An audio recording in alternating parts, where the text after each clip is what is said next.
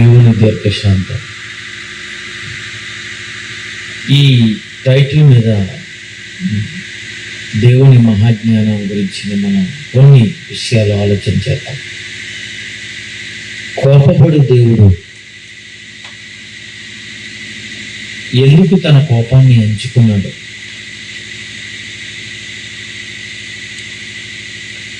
మన గురించి ఎందుకు ఎంత దీర్ఘశాంతం కలిగిన వాడుగా ఉన్నాడు అని ఆలోచన చేయవలసిన అవసరం ఉంది. దాంట్లో ప్రధానంగా మనుషులందరి నుండి ఆయన కోరుకుంటున్నది మార్పు చెందిన మనిషి కావాలని, మనస్సు మార్చుకోవాలని ఆయన కోరుకుంటున్నాడు. దాని కొరకు ఆశతో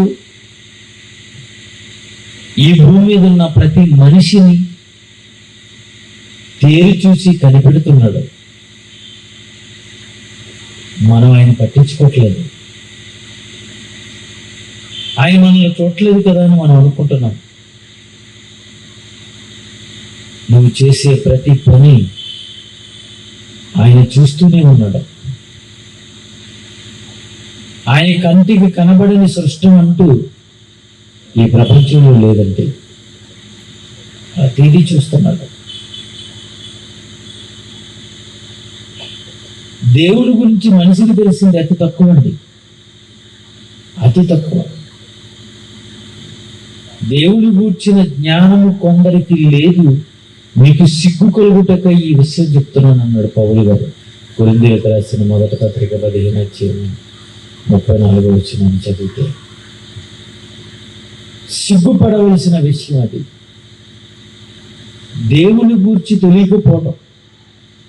లోకంలో అన్నిటి గురించి బాగా తెలుసుకుంటున్న మనిషి దేవుని గురించి మాత్రం ఏమీ తెలియని వాడిగా ఉన్నాడు. ఏమీ తెలియదు దేవుని గురించి. తన గురించి తెలుసుకోవాలని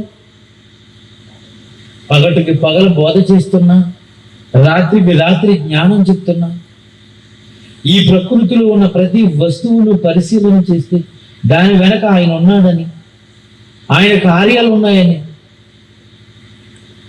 అది వివరించేటప్పుడు చేసిన మనిషి పెద్దగా పట్టించుకోకుండా, దేవుని గురించిన ఆలోచనే లేకుండా ఈ భూమి మీద బ్రతుకుతున్నాడు.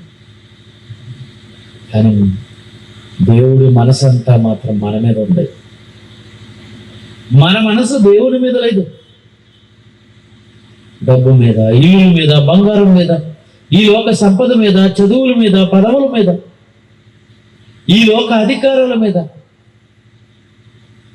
ఏమండి, ఈరోజు మనిషి మనసు దాని మీద పెట్టుకున్నాడు. దేవుని మీద ఎంతమంది పెట్టారు చెప్పండి? దేవుడు అప్పుడప్పుడు గుర్తుకొస్తుంటాడండి. నిరంతరము గుర్తుకురాడు. అప్పుడప్పుడు పండగకు, ఆదివారంకు, లేదా ఎప్పుడు కష్టం వచ్చినప్పుడు, లేదా నీ జీవితంలో ఏదైనా గొప్ప జరిగినప్పుడు, ఏదైనా నీకు అవసరత ఉన్నప్పుడు, అప్పుడు దేవుడు గుర్తుకొస్తుంటాడే తప్ప నిరంతరము దేవుణ్ణి గుర్తు చేసుకునే జనం ఎక్కడున్నారో చెప్పండి.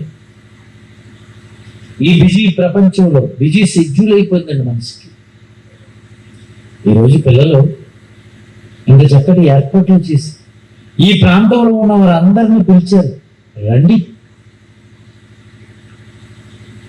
కొంతమంది ఊర్లు వెళ్తున్నారు, కొంతమంది ఇంటి దగ్గర ఉంటున్నారు, కొంతమంది చుట్టాలు వచ్చారంటున్నారు, కొంతమంది అమ్మో ఈ రోజు టీవీ సీరియల్ అమ్మ మిస్ అయిపోతాం అనుకుంటున్నారు. అందుకే చాలా మంది రాలేకపోయారు. వారి వారి బిజీలో ఉండిపోయారు. అయ్యో, దేవుని గురించి కొన్ని మాటలు మనం విందాం, దేవుని గురించి చెప్పడానికి, చెప్పించడానికి. ఇదిగో పిల్లలు ఎలాంటి ఏర్పాట్లు చేశారు, విందామనే ఆలోచన చాలా మందికి లేదండి. ఎందుకంటే దేవుని గురించిన ఆలోచన ఎక్కడిదో చెప్పండి వాళ్ళకి. మరి దేవునికైతే మన గురించే ఆలోచన ఉంటాయి.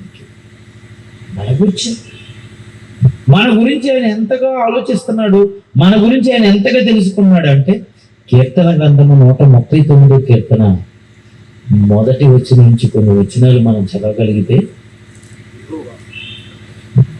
భక్తుడైన దావీదు రాస్తున్నాడు ఈ కీర్తన. దేవుడికి ఇష్టమైన వ్యక్తి. ఇదిగో దావీదు నా ఇష్టానుసారుడైన మనుషుడు, నా ఉద్దేశాలన్నీ నెరవేర్చిన వాడు. చాలా మంచిగుడండి దావీదు. అలాంటి దావీదు గారు రాస్తున్న మా వాక్యం ఇది. యెహోవా నీవు నన్ను పరిశోధించి తెలుసుకుని ఉన్నావు. దేవుడటండి మన పైన పరిశోధన చేసేదట. పరిశోధన అంటే రీసెర్చ్ చేస్తాడు. మనుషులు కొంతమంది పరిశోధనలు చేస్తుంటారండి. స్కాలర్ రీసెర్చ్ చేస్తున్నాను దీని మీద, ఒక పక్షి మీద, ఒక మొక్క మీద, ఒక చేప మీద, ఇక దేని మీద వారి పరిశోధన జరుగుతూ ఉంటుంది. అబ్జర్వ్ చేస్తుంటారు. ఒక పెట్ట మీద పరిశోధన చేసి ఆ పెట్ట పుట్టినప్పటి నుంచి చచ్చిపోయే వరకు ఏ దశలో ఎలా ఉంటుందో, అవి ఏం తింటుందో, అది రాత్రిపూట ఏం చేస్తుందో, పగలు ఏం చేస్తుందో, ఇక దానిపైనే వాళ్ళు నిఘా వేస్తారండి. దానిపైన ఒక మొక్క మీద పరిశోధన.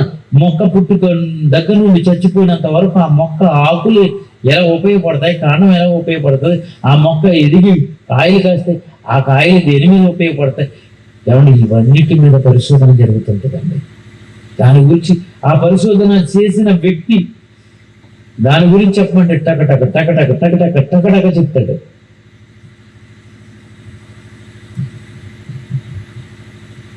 ఎందుకంటే దాని గురించి చాలా మ్యాటర్ గ్యాదర్ చేశాడు. చెప్పగలుగుతున్నారు. ఆకాశం ఖగోళం గురించి పరిశోధన చేసే శాస్త్రవేత్తలు ఉన్నారు. నక్షత్రాల గురించి, ఆకాశ విశాలం గురించి పరిశోధన చేసేవాళ్ళు ఉన్నారు. భూమి గురించి, భూగర్భం గురించి పరిశోధన చేసేవాళ్ళు ఉన్నారు. మనుషుల మీద పరిశోధన చేసేవాళ్ళు ఉన్నారు.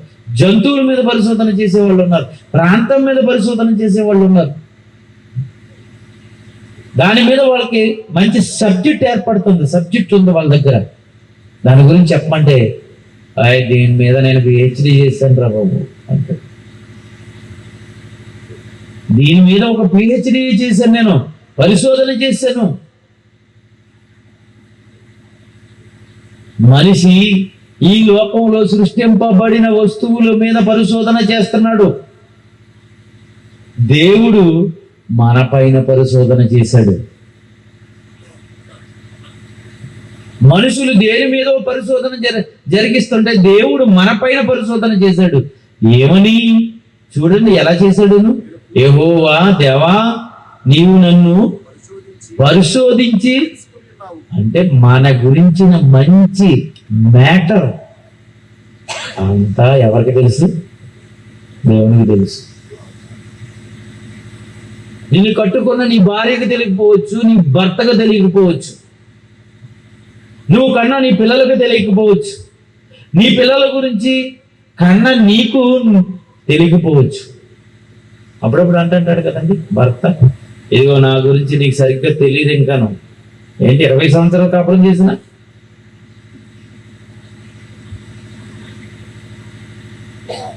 భార్య అంటుంటది భర్తతో, ఇదిగో నా గురించి మీకు సరిగ్గా తెలియదండి, నా విశ్వరూపం చూపిస్తేనండి అంటుంటది. 15 సంవత్సరాలు 20 సంవత్సరాలు కాపురం చేసిన తర్వాత విడిపోయిన భార్య భర్తల దగ్గరికి వెళ్ళి అడగండి, ఎలాంటిది అనుకోలేదండి, ఎలాంటిది అనుకోలేదండి.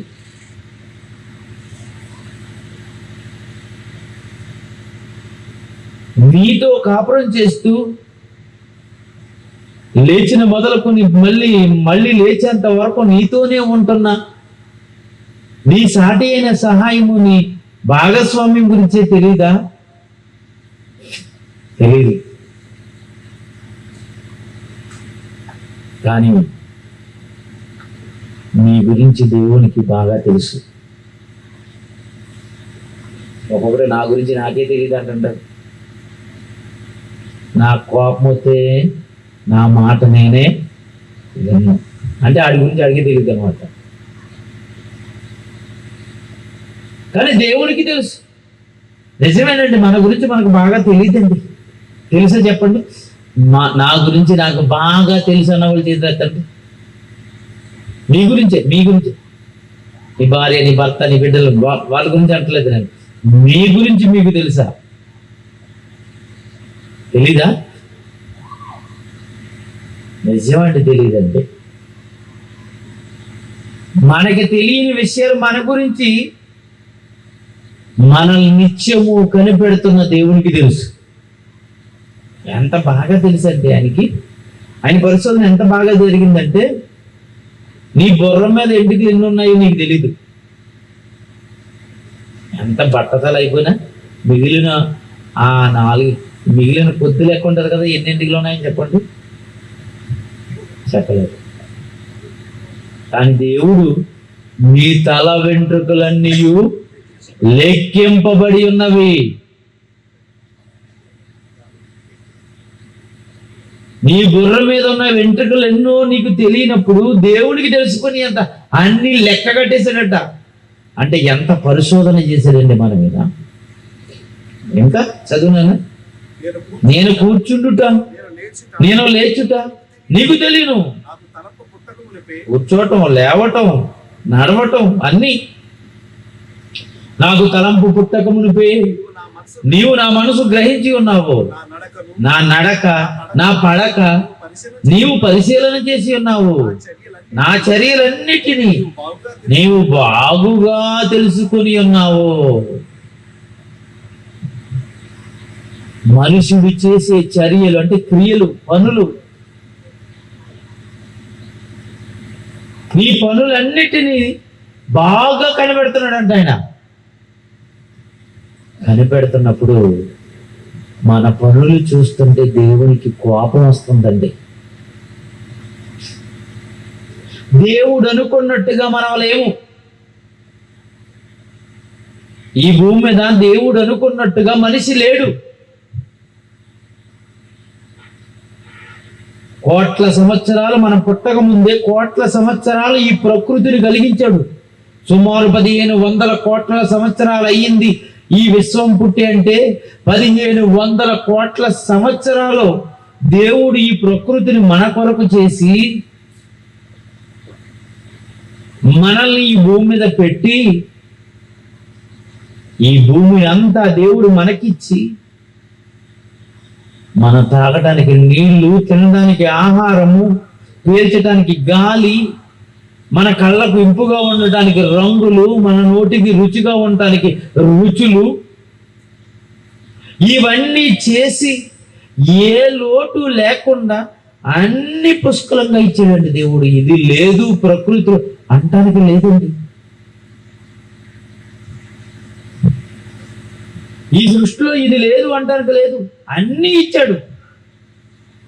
అన్నీ ఇచ్చి ఈ భూమి మీద దేవుడు మనిషిని పెడితే ఏ ఉద్దేశంతో అయితే దేవుడు ఈ భూమి మీదకి పెట్టాడో, ఎలా బ్రతకాలని దేవుని సంకల్పంలో, ప్రణాళికలో ఉందో ఆ బ్రతుకు మనుషుల్లో కనపట్లేదండి.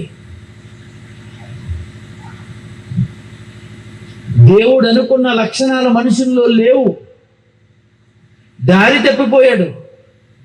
మొదటి జంటను తీసుకొచ్చి ఏదేని తోటలో పెట్టి అన్ని ఫలాలు నిరభ్యంతరంగా తినండి అని చెప్పి, ఆ మధ్యనున్న మంచి చెడ్డలు తెలుగునిచ్చే ఆ వృక్ష ఫలం వైపు చూడకండి, ఆ చెట్టు వైపు వెళ్ళకండి, దాన్ని ముట్టకండి అని చెప్పినప్పుడు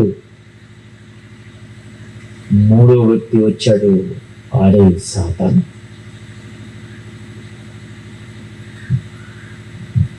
దేవుని మాట విని, దేవునికి లోబడి, దేవునికి ఇష్టమైన వారిగా, యథార్థవంతులుగా, పవిత్రమైన వారిగా ఈ భూమి మీద గడపాలని దేవుడు కోరుకున్నాడు. ఆ కోరిక మొదటి జంటే దేవుని కోరికను నాశనం చేసేసిందండి. తినొద్దన్న పండును సాతాను మాట విని తినేసి అక్కడి నుంచి తోటలోంచి నెట్టివేయబడ్డారు. అప్పటి నుండి దేవునికి మనిషి దూరం అయిపోవటం మొదలుపెట్టాడు. దేవుడు కోరుకున్న లక్షణాలు తన ఎదుట పరిశుద్ధులుగా నిర్దోషులుగా ఉండాలని జగత్తు పునాది వేయబడకమునిపై దేవుని నిర్ణయం అట. ఒకసారి చదువుతుంది చూడండి, అది ఎఫెసీయులకు రాసిన పత్రిక 1వ అధ్యాయము ఎఫెసీయులకు రాసిన పత్రిక 4-6 వచనాల్లో ఉంటది. ఎట్లనగా తన ప్రేమియందు తాను ఉచితముగా మనకు అనుగ్రహించిన తన కృపా మహిమకు కీర్తి కలుగునట్లు తన చిత్త ప్రకారమైన దయా సంకల్పము చొప్పున యేసుక్రీస్తు ద్వారా తనకు కుమారులుగా స్వీకరించుటకై మనలను ముందుగా నిర్ణయించుకున్నాడంట. ఎంత ముందు ఆయన నిర్ణయంలో మనం ఉన్నామో తెలుసా? జగత్తు పునాది వేయబడక ముందు అన్నాడండి. ముందుగా నిర్ణయం. ముందుగా ఎలాంటి నిర్ణయం? చదువునాను. ముందుగా తన కోసం నిర్ణయించుకుని మనము తన ఎదుట పరిశుద్ధులు నిర్దోషులై ఉండాలని. మనం పుట్టక ముందు, భూమి పుట్టక ముందు, ఈ విశ్వంలో రవ్వంత కూడా లేనప్పుడు దైవ నిర్ణయములో మనల్ని దేవుడు ఎలా అనుకున్నాడో చూడండి. ఆయన దగ్గర మనం పరిశుద్ధులుగా నిర్దోషులుగా ఉండాలని దేవుడు కోరుకుంటే ఆ పరిశుద్ధతను, ఆ నిర్దోషత్వాన్ని పోగొట్టుకున్నారండి. ఆదామా, ఎందుకు దాక్కున్నావయ్యా నువ్వు? నేను వచ్చేటప్పటికి నా ఎదుటికి ఎందుకు రావట్లేదంటే, ఆదాము ఇదిగో మేము బట్టలు లేకుండా ఉన్నాము అన్నాడు. అయ్యా మమ్మల్ని క్షమించండి, నువ్వు తినొద్దన్న పండుని తినేసాము, తప్పైపోయిందని అంటలేదండి వాళ్ళు. ఏదండి నిర్దోషత్వం చెప్పండి? వాళ్ళు దెయ్యం ఏదో తినిపించింది అనుకోండి, తినేశారు. తినేసిన తర్వాత అయ్యో దేవుడు తినొద్దన్నాడు కదా, ఆయన వచ్చినప్పుడు వెంటనే ఆయన కాళ్ళ మీద పడిపోయి క్షమాపణ చెప్పేసుకుని నువ్వు తినొద్దన్న పండుని మేము తినేసామని చెప్తే వీళ్ళకి నిర్దోషులుగా ఉందరు. కానీ దేవుని దగ్గరకు రాకుండా దాక్కుని పొదల చాటులోంచి మాట్లాడుతున్నారండి. అప్పుడు నేను తినేసిన పండు అంటలేదు. అప్పుడు దేవుడు అన్నాడు, దేవుడికి అర్థమైపోయి నేను తినొద్దన్న పండు నువ్వు తిన్నావా ఆదామా అని అడిగితే, తప్పు అయిపోయింది బాబు, తినేసాను బాబు అంటలేదండి. అప్పుడేమంటున్నాడు, నీవు నాకు ఇచ్చిన స్త్రీ ఇదిగో ఆ పండు అట్టుకొచ్చి నాకు ఇచ్చింది, నేను తినేశాను. దేవుడు అదే కోరుకుంటా, నీలో ఏ కపటము ఉండకూడదు, నిర్దోషులుగా ఉండాలి, యథార్థవంతులుగా ఉండాలి. అబద్ధాలు ఆడటం మొదలు పెట్టారండి.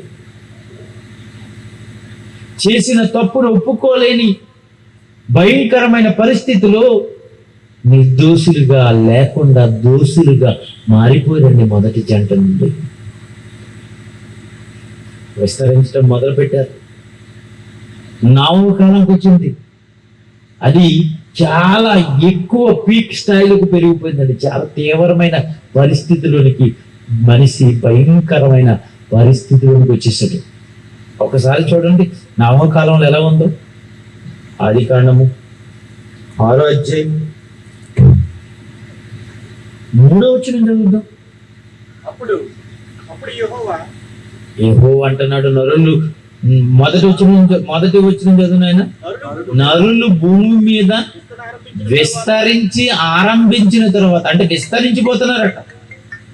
జనము బాగా అభివృద్ధి చెందుతున్నారు, పిల్లలు పుట్టేస్తున్నారు, వాళ్ళకి పిల్లలు విస్తరించిపోయారు. జనము అభివృద్ధి చెందారు. విస్తరిస్తున్నప్పుడు అప్పుడు ఆ జనులు ఎలా కొన్నారో 3వ వచనంలో చెప్తున్నాడు చూడండి. అప్పుడు యెహోవా నా ఆత్మ నరులతో ఎల్లప్పుడూ వాదించదు.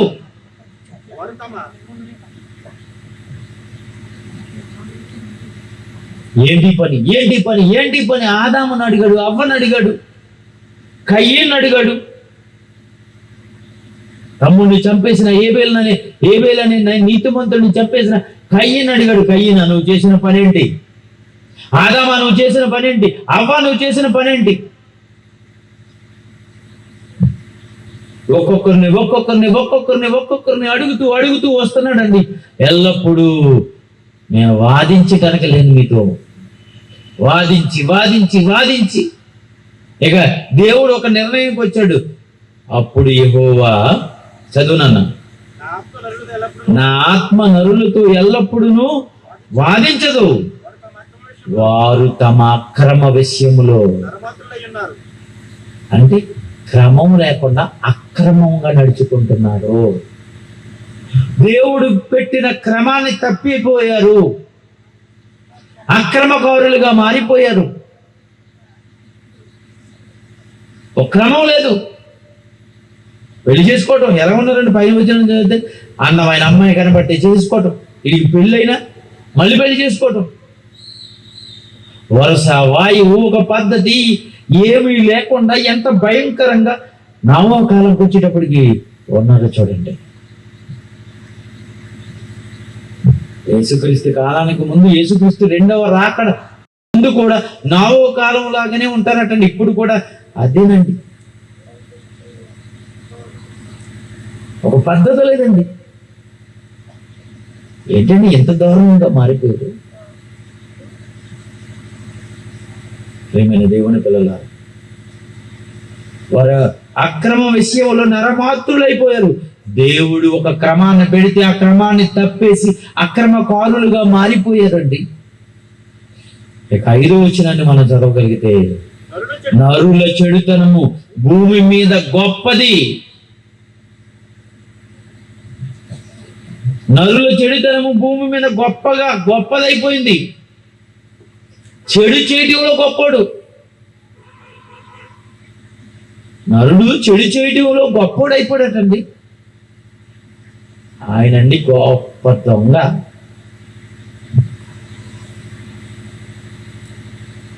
వాడి గొప్ప తీవ్రవాది. మంచి చేయటంలో గొప్ప కాదు, చెడు చేయటంలో గొప్పవాళ్ళు అయిపోరు. మనిషి ఒకటి మోసం చేయాలి, ఒకటి దోచుకోవాలి, అబద్ధం ఆడాలి, నేరం చేయాలి, వీటిల్లో గొప్ప స్థితిలోనికి వచ్చేసారటండి. దేవుడు ఎదా కోరుకుంటా. 6వ వచనం, తాను భూమి మీద నరులను చేసినందుకు యెహోవా సంత బాధపడుతున్నాడండి.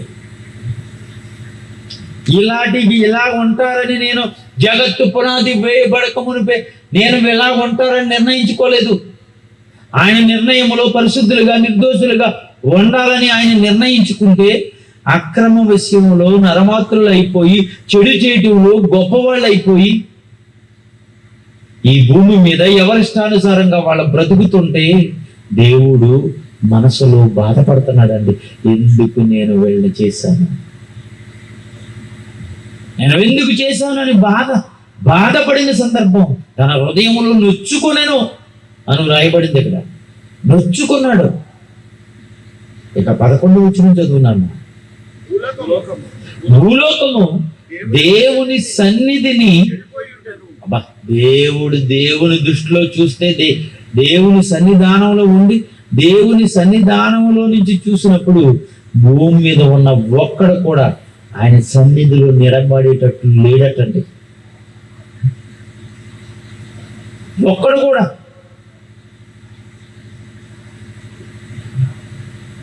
భూలోకము దేవుని సన్నిధిని చెడిపోయిను. మనుషులందరూ చెడిపోయారు. చదువున్నాను. భూలోకము బలత్కారముతో నిండి ఉన్నది. బలత్కారం. ఒక అమ్మాయి అంటే ఒక అబ్బాయికి ఇష్టం లేదనుకోండి, ఆ అబ్బాయి అంటే అమ్మాయికి ఇష్టం లేదనుకోండి, వీడి బలత్కారంగా నన్ను ప్రేమిస్తావా లేకపోతే యాసిడ్ వేసేయమంటావా?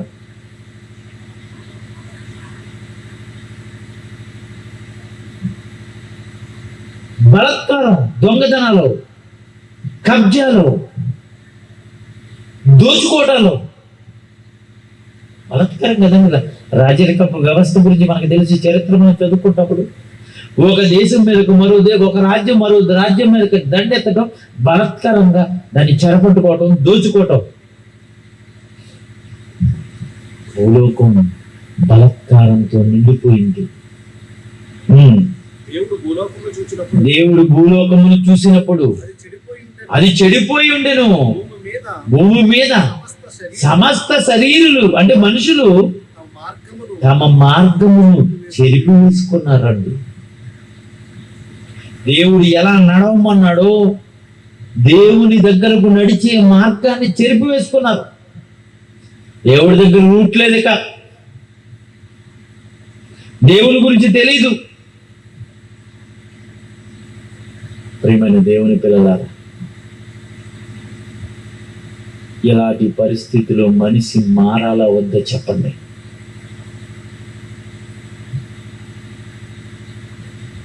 మనిషి మార్పు రావాలి. ఏ మార్పు? పై మార్పు కాదండి. అప్పుడప్పుడు వేషధారణకు సంబంధించి చాలా మార్పులు, అది కాదు. మార్పు నీ నడవడికలో మార్పు రావాలి, నీ హృదయంలో మార్పు రావాలి, నువ్వు మార్పు చెందాలి. ఒక భర్త ఎడల, ఒక భార్య ఎడల, ఒక పిల్లల ఎడల, లోకం ఎడల నువ్వు ఏదైనా పొరపాటు చేస్తే వెంటనే మార్పు చెంది, అయ్యో నా భర్త నేను అపార్థం చేసుకున్నాను, నా భార్య నేను అపార్థం చేసుకున్నాను, నా పిల్లలు నేను అపార్థం చేసుకున్నాను, నా తల్లిదండ్రులు నేను అపార్థం చేసుకున్నాను, అయ్యో ఇది అని మారావా? తిరిగి మారావా? తండ్రి విలువ, తల్లి విలువ, కుమారుడు విలువ, కుమార్తె విలువ, తన బంధువుల విలువ తెలుసుకుని మార్పు చెందటం. నువ్వు ఎలా మార్పు చెందుతున్నావు అది కాదండి ముఖ్యం. దేవుడి విలువ తెలుసుకుని ముందుగా నీ బ్రతుకు విలువ తెలుసుకో. ఎందుకు భూమి మీదకి వచ్చావో, ఎలా బ్రతకమని దేవుడు పంపించాడో, ఎందుకు పంపించాడో, నువ్వేం చెయ్యాలో అది తెలుసుకున్న వ్యక్తి మారిన వ్యక్తి. నీలో ఆ మార్పు కావాలని దేవుడు చూస్తున్నాడు. ఆ మార్పు కావాలని దేవుడు చూస్తున్నాడు. నిజంగానండి, నవకాలంకి వచ్చేటప్పటికండి జనం అంతా అలాంటి భయంకరమైన పరిస్థితులు ఉన్నప్పుడు ఎందుక ఈ మనుషులను చేశాను, ఇలాంటి వాళ్ళని బ్రతకనివ్వకూడదు, ఇలాంటి తరం మరొకటి రాకూడదు, మొత్తం సర్వనాశనం చేసేద్దామని నిర్ణయించుకుని మొత్తం జలప్రలయంతో నాశనం చేశాడండి. ఒక 4 కుటుంబస్తులు మాత్రమే ఓడలోనికి వచ్చి రక్షించబడ్డారు. మిగతా వాళ్ళందరూ ఏమండి జల సమాధి అయిపోయారు. ఆ రోజు విస్తరించిన జనం అంతా జలంలో చచ్చిపోయారండి.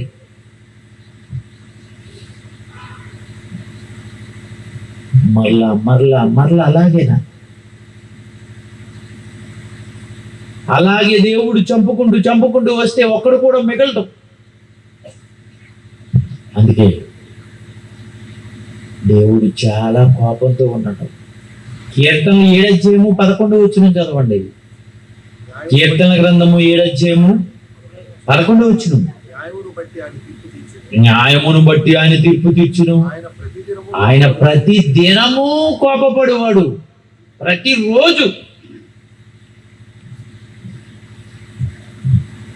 ప్రతిరోజు కోపడుతున్నాడు ఆయన. 89వ కీర్తన 7వ వచనం. పరిశుద్ధ దూతల సభలు ఆయన మిక్కిలి భేకరుడు, తన చుట్టూ ఉన్న వారందరికంటే భయంకరుడు. ఏమండి, చిన్న తప్పు చేస్తే దేవదూతలు చిన్న తప్పు చేస్తే వదిలిపెట్టాడటండి. వాళ్ళని తీసుకెళ్లి పాతాళంలో చీకటి గల బెలంలో బంధిస్తాడట. అందుకేనండి దేవదూతలు మీటింగ్ పెట్టినప్పుడు అటండి, దేవదూతలు గజ వణికిపోతుంటారట. ఆయన చాలా భయంకరుడుగా ఉంటాడంట.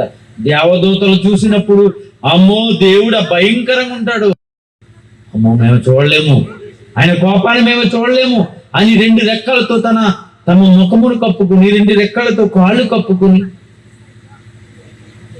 రెండిటితో ఎగురుతూ పరిశుద్ధుడు అని ప్రతి గానాలు చేస్తూ ఉంటారు వాళ్ళు. ఏమైనా దేవుని పిల్లలారా, అలాంటి బేకరం కలిగిన ఆయన ప్రతిరోజు కోపపడుతున్న ఆయన ఎందుకంటే తన కోపాన్ని ఆపుకుంటున్నాడు? నీలో మార్పు కావాలని కోరుకుంటున్నాడు ఆయన. మనిషి మార్పు, మనిషి మారాలి. ఆయన అనుకున్నట్టుగా మనిషి రావాలి. నువ్వు అనుకుంటున్నట్టుగా దేవుడు రాకూడదు. చాలా మంది అనుకుంటారు దేవుడు అనుకున్నట్టుగా మనిషి రావాలా, మనిషి అనుకున్నట్టుగా దేవుడు రావాలా? ఈరోజు మనుషులు వారు అనుకున్నట్టుగా దేవుడు మారిపోవాలట. అడుగుతుంటా, నీకు ఇష్టమైన దైవం ఎవరండి? నాకు ఇష్టమైన దైవం అంటే దేవుడిని సెలెక్ట్ చేసుకుంటాడు మనిషి, చీరలు సెలెక్ట్ చేసుకున్నట్టు. ఎలాగైపోయిందండి? దేవుడు అనుకున్నట్టుగా నువ్వు రావాలి, అది దేవుడు కోరుకుంటున్నాడు. నీ దగ్గరకు రావటానికి, నువ్వు అలా దేవుని దగ్గరకు రావటానికి దేవుడు నీలో ఆ మార్పు కొరకు ఆయన కనిపెడుతున్నప్పుడు తన కోపాన్ని కంట్రోల్ చేసుకుంటున్నాడండి. ఒకసారి అండి తల్లికి బిడ్డ మీద చాలా కోపం వచ్చేస్తుంది. అది కంట్రోల్ చేసుకోక చిన్న బిడ్డని చూడకుండా అప్పాడు కొట్టేస్తుంటారండి. మొన్న మధ్యన వార్తలో వచ్చింది, ఒక అమ్మాయి చపాతీ పిండి, రొట్టెల పిండి పడేసిందని చిన్నపిల్ల. తల్లి ఏం చేసిందో తెలుసండి? ఏమండి, ఇనప ఓసతో మొత్తం ఒళ్ళంతా రచ్చలు పెట్టేసిందండి. ఏంటండి అది? చిన్నది, చిన్న బిడ్డ కదా, ఏదో చెయ్యి జారి పడిపోతే తల్లిగా నువ్వు క్షమించలేవా? కోపం అంచుకోలేవా? చిన్న పిల్లలని చూడకుండా కోపం వచ్చినప్పుడు ఒక్కొక్కసారి బిడ్డని కొడుతుంటారంటే, ఒక తండ్రి అయితే బిడ్డ చెంప మీద చల్లుమని కొట్టినప్పుడు అండి ఆ బిడ్డ చచ్చిపోయాడు. చచ్చిపోయిన బిడ్డను ఎత్తుకున్న తండ్రి ఏడుస్తున్న సీన్ నిజంగానండి ఆ టీవీలో చూసినప్పుడు ఆ టైంలో అతను కోపం ఆపుకుంటే బాగుండు కదా. నేను ఆ టైంలో ఆ కోపం ఆపుకుని ఉంటే నా బిడ్డ నాకు ఉండేవాడు కదా అనుకుంటుంటాడు. మనిషి కంట్రోల్ చేసుకోలేని పరిస్థితి. ఒక చిన్న పొరపాటు చేస్తే, కానీ ఈ భూమి మీద మనుషులందరూ ఎన్ని పొరపాట్లు చేస్తున్నారు, ఎన్ని తప్పుదాలు చేస్తున్నారండి. నిజంగా తన కోపాన్ని ఎంత ఆపుకుంటున్నాడో. కోపం ఆపుకుని మన కొరకు దేవుడు దీర్ఘశాంతంతో ఎదురు చూస్తున్నాడు. నిజంగానండి ఈ భూమి మీద దేవునికి నచ్చని పనులు ఈ భూమి మీద మనుషులు ఎన్ని చేస్తున్నారు చెప్పండి? ఎన్ని? దేవుని పైన తిరుగుబాటు, దేవుని గ్రంథాన్ని పట్టించుకోలేని వాళ్ళు, దేవుడు చెప్పునివి అలా ఉంటాయండి అని చివరికి ఎంత స్థితికి వచ్చిందంటే దేవుని పైనే కేసేసే పరిస్థితికి వచ్చారట. ప్రియమైన దేవుని పిల్లలారా, నువ్వు మారాలని, నీ మార్పు కొరకు దేవుడు దీర్ఘశాంతంతో ఎదురు చూపులు చూస్తున్నాడు. ప్రవక్తను పంపించాడు, దేవదూతలను పంపించాడు, ఎంతో మంది బోధకులను పంపించాడు. వెళ్ళండి నా పిల్లలకి చెప్పండి చెప్పండి చెప్పండి చెప్పండి. చివరికి తన కుమారుణ్ణి ఈ లోకానికి పంపించాడు. దేవుని దగ్గర దేవునితో సమానంగా ఉండుట విడిచిపెట్టకూడని భాగ్యమని ఎంచుకోనక ఆ మహాభాగ్యాన్ని విడిచిపెట్టేసి ఈ భూమి మీదకి మనుషుని పోలికగా పుట్టి దాసుని స్వరూపం ధరించుకుని తను తానే రిక్తులుగా చేసుకుని ఈ లోకానికి వచ్చిన యేసుక్రీస్తు గురించి, ఆయన బోధ గురించి అర్థమైతేనండి నిజంగానండి ఆయన నోరు విప్పి మాట్లాడితే మారు మనసు గురించే మాట్లాడారు. ఆయన మార్గాన్ని సరళం చేయడానికి వచ్చిన బాప్తిస్మిచ్చి యోహాను ఏమంటున్నాడు ముందుగా చూసి ఆ తర్వాత యేసుక్రీస్తు ఏమన్నాడో మనం చూద్దాం. మత్తయి సువార్త 3:2 చదవన్నాను. మత్తయి సువార్త 3:2 బాప్తిస్మిచ్చి యోహాను బోధ మొదలు పెడుతున్న రోజు అది. ఆ రోజున ఆయన ఏం మాట్లాడాడు? యేసుక్రీస్తు కంటే 6 నెలల ముందు పుట్టి ఆయన మార్గాన్ని సరళం చేయడానికి వచ్చిన బాప్తిస్మిచ్చి యోహాను ఏం మాట్లాడాడు చూడండి. పరలోక రాజ్యము సమీపించుచున్నది, మారు మనసు పొందండి. మార్పు కొరకు దేవుడు ఎదురు చూస్తున్నాడు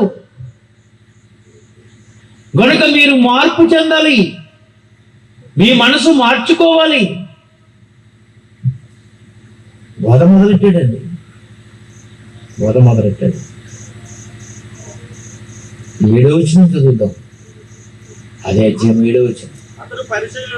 పరిసయ్యుల్లోను సద్దుకయ్యుల్లోను అనేకులు బాప్తిసం పొందవచ్చుట చూచి వాళ్ళతో ఏం మాట్లాడుతున్నాడు చూడండి. సర్ప సంతానమా, దేవుని మాట కాదని సర్పం ఆ రోజు వేరేగా పండు తినిపించింది, దేవుని ఆజ్ఞను వ్యతిరేకింపజేసింది. దేవుని వాక్యాన్ని, దేవుని ఆజ్ఞలు కాదని దేవునికి వ్యతిరేకమైన కార్యక్రమాలు చేసిన వారంతా సర్ప సంతానం అంటున్నాడు.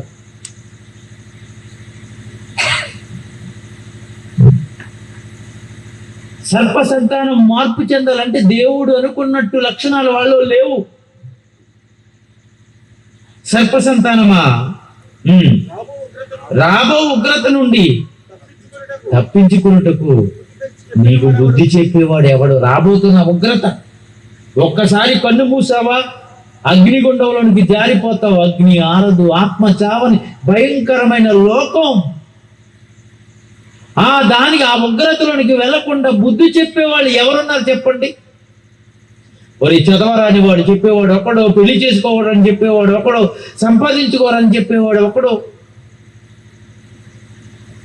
ఇవన్నీ ఈ లోకం మట్టుకే చెప్పేవారు. ఏమండి ఉన్నారు, భూములు కొనుక్కోవాలి, ఇల్లులు కట్టుకోవాలి, పెళ్లిళ్ళు చేసుకోవాలి, ఉద్యోగాలు సంపాదించాలి, డబ్బు సంపాదించాలి, బంగారం సంపాదించాలి. ఖాళీగా తిరుగుతున్న బిడ్డలకు అదే చెప్తారు తప్ప, ఒరే నువ్వు చచ్చిపోతే రాబోయే ఉగ్రత నుండి తప్పించుకోలేవు. ఈ భూమి మీద ఉండగానే దేవుని నమ్మాలి, మారు మనసు పొందాలి, దేవునికి ఇష్టమైన కార్యక్రమాలు చెయ్యాలి, నీ ప్రవర్తన మార్చుకోవాలి. దొంగతనాలు, మోసాలు, వ్యభిచారాలు, హత్యలు, దోపిడీలు, అబద్ధాలు ఇవన్నీ మానేయాలని చెప్పి బుద్ధి చెప్పే వాళ్ళు ఎవరున్నారు చెప్పండి? ఒక్క క్రైస్తవ బోధకులు తప్ప.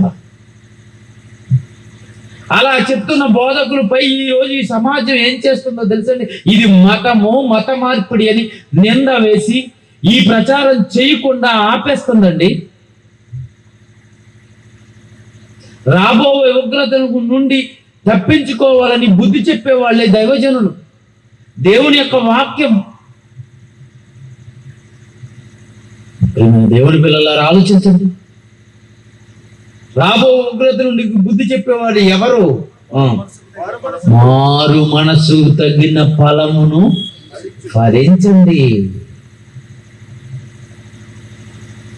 మారు మనసు పొందండి, దానికి మంచి ప్రతిఫలం ఉంది. మనసు మారకపోతే, మార్పు చెందకపోతే నీకు శిక్ష ఉండబోతుంది. నువ్వు గనక మనసు మార్చుకుంటే దేవుడు అనుకున్నట్టుగా దేవుని దగ్గరకు పశ్చాత్తాపంతో తిరిగి వెళ్ళి ఆ తండ్రి ఎదుట మోకాళ్ళు, నీ దేవా నువ్వు అనుకున్నట్టుగా, నీవు కోరుకున్నట్టుగా నేను జీవిస్తానని ఎవరైతే మార్పు చెందుతారో వాళ్ళకి మంచి ఫలాలు దేవుడు దాచిపెట్టించాడు. మారు మనసుకు తగిన ఫలములు ఫలించండి.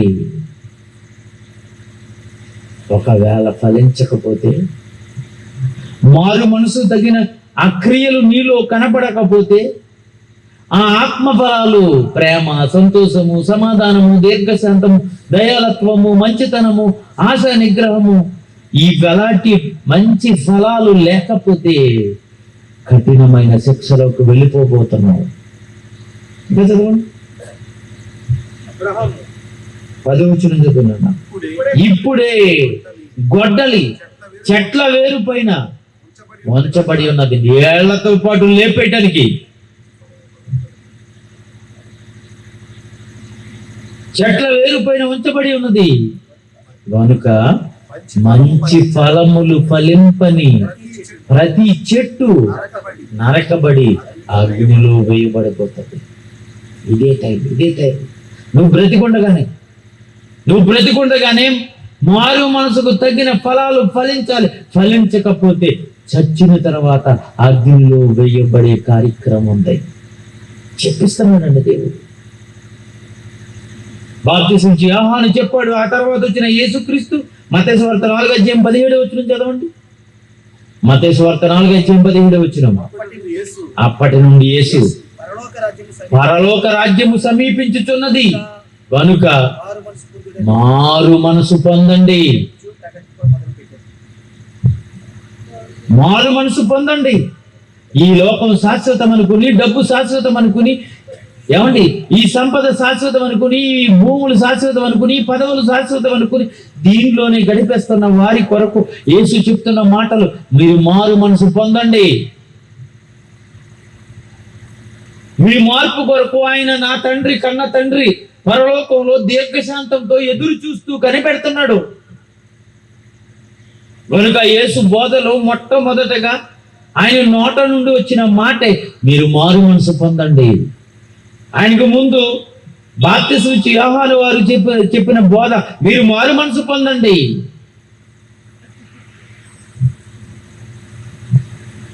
ఆలోచించారా? మనసు మార్చుకోవడం అంటే ఏంటండి? యేసు సువార్త ప్రకటించుకుంటూ వెళ్ళిపోతున్నాడండి. ఆ సువార్త ప్రకటనలో విస్తారమైన జనం ఆయన వెంబడిస్తున్నారు. ఆయన బోధ చేస్తుంటే 3 రోజులు నిద్రాహారాలు మాని విన్నారంటేనే ఆ మాట ఈ మాట మొత్తం ప్రజలందరికీ తెలిసిపోతుంది. ఆయన ఏ వీధిలోకి వెళ్ళినా ఆయన చుట్టూ జనమే.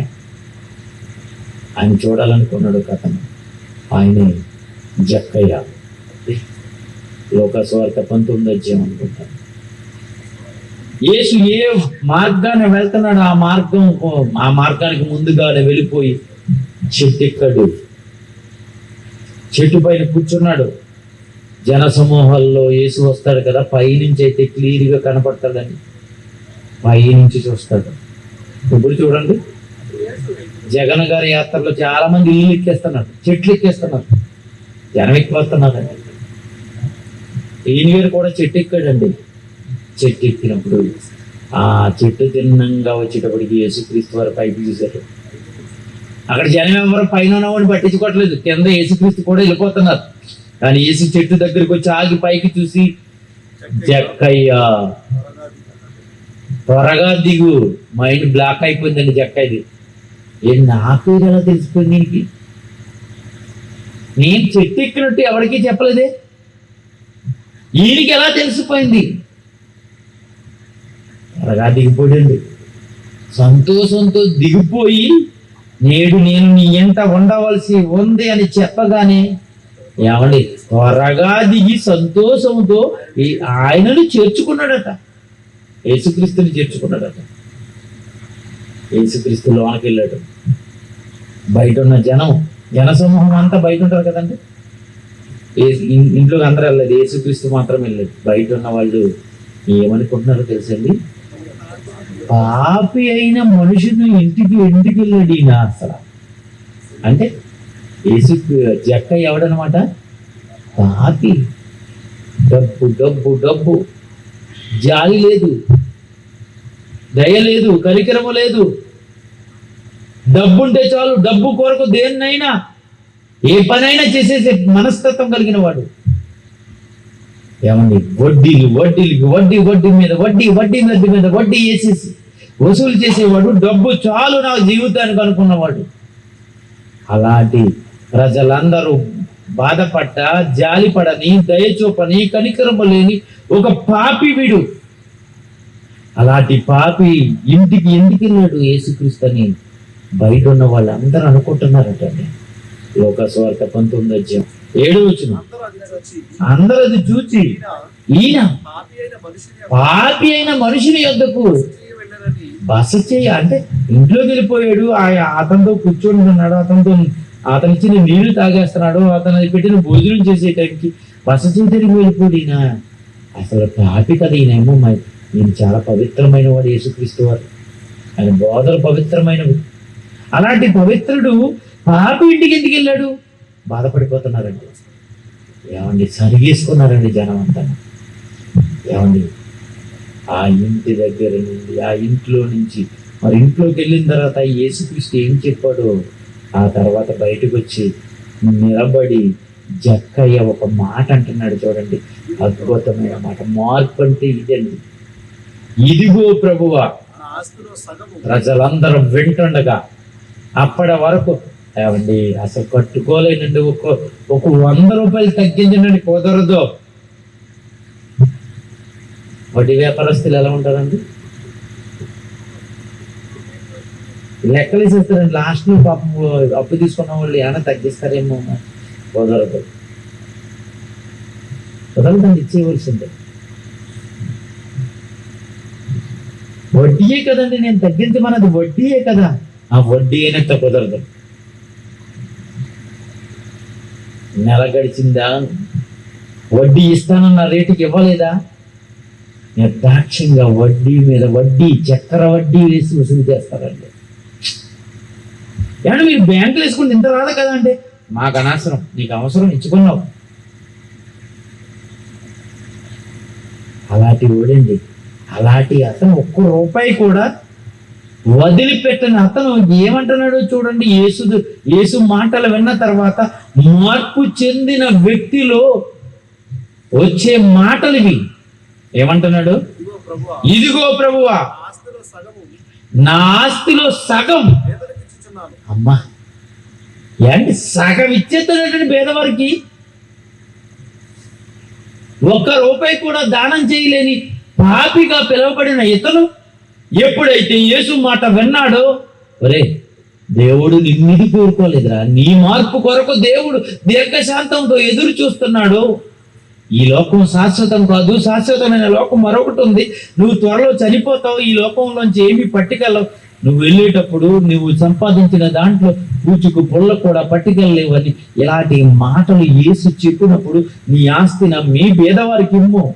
యేసు అదే కదా చెప్తాడు. ఒక యవనస్తుడు వచ్చి యేసుని అడిగితే ఏం చెప్పాడు? అయ్యా, పరలోకం వెళ్ళాలి అంటే ఏం చెయ్యాలి? ఆజ్ఞలు పాటించు. చిన్నప్పటి నుంచి పాటిస్తున్నాను. చిన్నప్పటి నుంచి పాటించినప్పుడు అయితే నీకు ఒకటి కొదువుగా ఉంది, నీ ఆస్తి నమ్మి పేదలకిమ్ము. యేసు అదే చెప్తాడు. యేసు అదే చెప్పాడు కనుక ఆన్సర్ జక్కయ్య నోట్లోంచి వస్తుంది. ఏమని? నా ఆస్తిలో సగము పేదలకి ఇచ్చేస్తున్నాను. నేను ఎవని యొద్దనైనను అన్యాయముగా దేనినైనను తీసుకుని ఎడల అతనికి 4 గంటలు మరలా ఇచ్చేస్తాను. సగం ఇచ్చేసి మిగతా సగం దేనికి ఉంచాడో తెలుసండి? ఇప్పటి వరకు నేను చాలా మంది దగ్గర అన్యాయంగా తీసుకున్నాను, అన్యాయంగా తీసుకున్న వాళ్ళకి 4 రెట్లు వేసి ఇచ్చేస్తాను. అంటే ఈ ఆస్తి నాకు వద్దు. అతడి జీవితం అర్థమైపోయింది. డబ్బు డబ్బు డబ్బు డబ్బు డబ్బు డబ్బు అనుకుని, అదే జీవితం అనుకుని, ఆ డబ్బు లేకపోతే ఇంకేమీ లేదనుకుని బ్రతికిన వ్యక్తిలో ఎలాంటి మార్పు వచ్చిందో చూసారా? ఎలాంటి మార్పు కావాలని కోరుకుంటున్నారు. కొంతమందికి డబ్బు పిచ్చి, కొంతమందికి స్త్రీల పిచ్చి, కొంతమందికి అధికారాలు పిచ్చి, కొంతమందికి ఇళ్ళుల పిచ్చి, కొంతమందికి భవనాల పిచ్చి, కొంతమందికి వాహనాల పిచ్చి. చూడండి ఎలాంటి పిచ్చి వాళ్ళు ఉంటారు. మార్పు, ఇలాంటి మార్పు కావాలని దేవుడు కోరుకుంటున్నాడు. ఒక జక్కయ్యలో చూసాం మార్పు. అది యేసు బోధన వెళితే అలాంటి మార్పుతో వస్తుందండి. ఈ మధ్యకాలంలో రజనీకాంత్, మన అందరికీ తెలుసు, రజనీకాంత్ ఒక స్టేట్మెంట్ ఇచ్చాడండి. నేను చనిపోయిన తర్వాత నా ఆస్తి మొత్తం ప్రజలకే ఇచ్చేస్తాను చెందుతుందని రాసేసాడండి సూపర్ స్టార్ రజనీకాంత్. గొప్ప యాక్టర్ కదండి ఇతను. 1 పైసా కూడా నా కుటుంబానికి చెందదు. ఇతను ఏంటండి బాబు, నిజమైన రియల్ హీరో ఇతను. నా ఆస్తి, అతని సినిమా, అతని క్రేజ్ ఎలా ఉంటుందో తెలుసండి? తమిళనాడులో కోట్లు కోట్లు అతని సినిమాలో యాక్ట్ చేస్తే చాలా డబ్బు వస్తుందట. చాలా సంపాదించాడు, చాలా కూడబెట్టాడు. కూడబెట్టి ఒక రోజున ప్రెస్ మీట్ పెట్టి, ఆ ప్రెస్ మీట్లు ఏమంటున్నాడో తెలుసా? నా ఆస్తి అంతా ప్రజలకు ఇచ్చేస్తున్నాను. ఏంటండి ఇతని మార్పు? ఈ మార్పుకి ఎవరు అంటే, అదిగోండి బాప్తిసం పొందుతున్నాడు.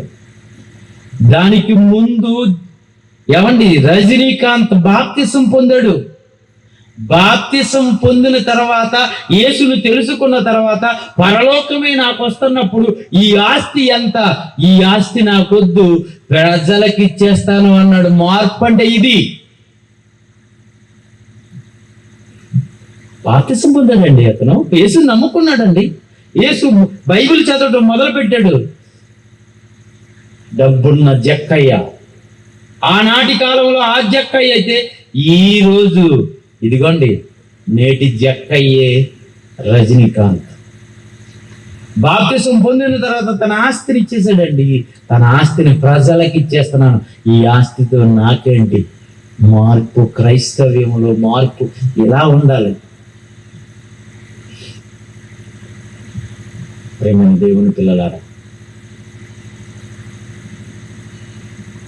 అన్న తర్వాత యేసుక్రీస్తు ఏమంటాడు చూడ జక్కయ్య గురించి? ఇతడును అబ్రహాము కుమారుడే, ఎందుకనగా నేడు ఈ ఇంటికి రక్షణ వచ్చింది అని చెప్పి 10వ వచనం కదండి. ఇప్పుడు నశించిన దానిని వెదకి రక్షించటానికే మనుష్య కుమారుడు వచ్చాడు. జక్కయ్య డబ్బున్న నశించిపోయే వ్యక్తి. డబ్బున్న వాళ్ళందరూ మేము నశించామనుకుంటున్నారు, కానీ డబ్బున్న వాళ్ళందరూ నశించిపోతారు. ఒకని కలిమి విస్తరించుట వాని జీవానికి మూలము కాదు.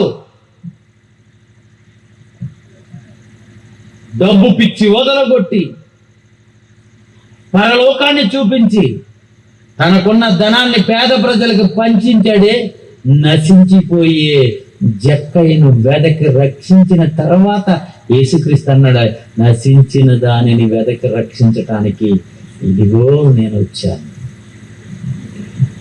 దేవుని మనసును కల్లారా చూసిన వాడు, దేవునితో సమానంగా ఉండినవాడు, దేవుని బాధను అర్థం చేసుకున్నవాడు, ఈ భూమి మీదకి వచ్చి మనుషుల్లో ఎలాంటి మార్పు కావాలని దేవుడు కోరుకున్నాడో అలాంటి వారిగా మార్చి చూపించిన ఆయన యేసుక్రీస్తు వారు.